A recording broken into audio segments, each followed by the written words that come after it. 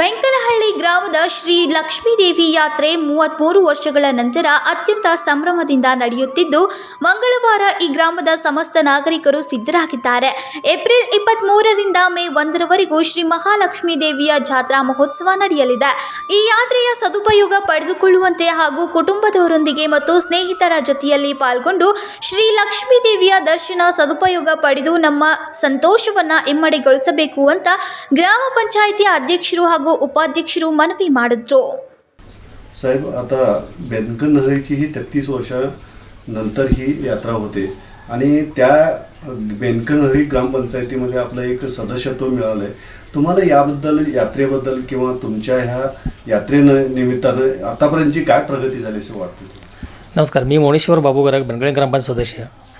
गेले 2 वेळा मी इथं निवडून आलेला आहे. ह्या बेनकनहळ्ळी गावाचं एक विशिष्ट म्हणजे इकडची जी लोक आहेत ती मायाळू आहेत आणि प्रेमाळ आहेत. आम्ही इथं बघत आहे की आजपर्यंत आम्ही इथं जितकेही आम्हाला जे लोकांनी निवडून दिलेलं आहे त्या जनतेवर आमचं कसा संवाद असतो आहे, काय असतो, आणि इथलं जो विकास काम आमचं जे बघितलेलं आहे त्या विकास कामाला भरघोस आम्हाला जनतेनं पाठिंबा दिलेला आहे. 33 वर्षानंतर आमची ही महालक्ष्मी यात्रा होत आहे. मला आठवतं आहे की मी 1991ला मी इथं गणेशपूरला होतो. आम्ही पूर्वी बेळगावला होतो.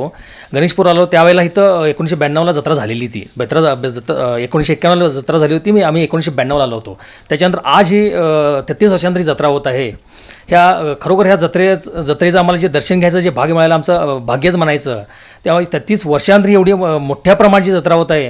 ह्या जत्रेत सर्व काही लोकांनी योगदान आपलं देऊन, पंच कमिटी असून देत, बेनकनहळ्ळी ग्रामपंचायतीचे सदस्य असून देत, अध्यक्ष असून देत, PDO असून देत, सेक्रेटरी असून देत किंवा आमचे लोकप्रतिनिधी असून देत, ह्या सगळ्यांनी भरपूर आपलं योगदान दिलेलं आहे. आम्ही आमच्यापर्यंत जे ग्रामपंचायतीच्या माध्यमातून जे आम्हाला करायचं आहे त्या सगळ्या आम्ही जनतेपर्यंत सुविधा पोहोचव केलेला आहे.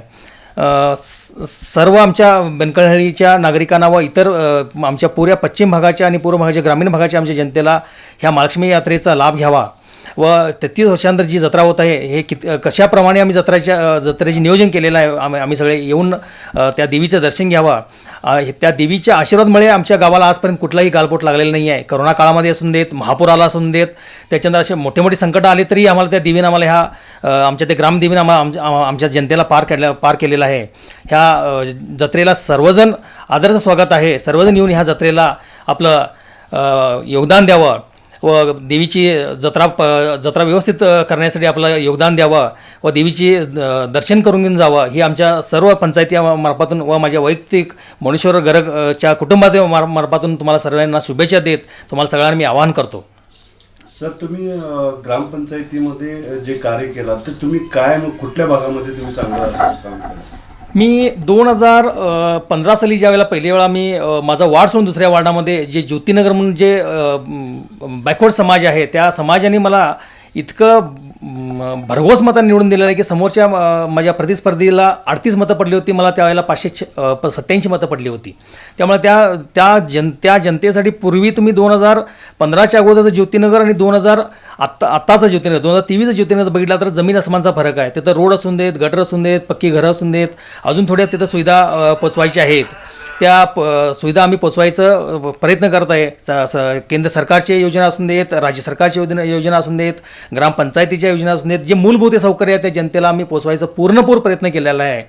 त्यामुळं आम्हाला अजूनही काम भरपूर करायचं आहे. ती ग्रामदेवती आम्हाला शक्ती द्यावं व आम्हाला काम करण्याचा प्रेरणा द्यावा असं मी मागणं करतो.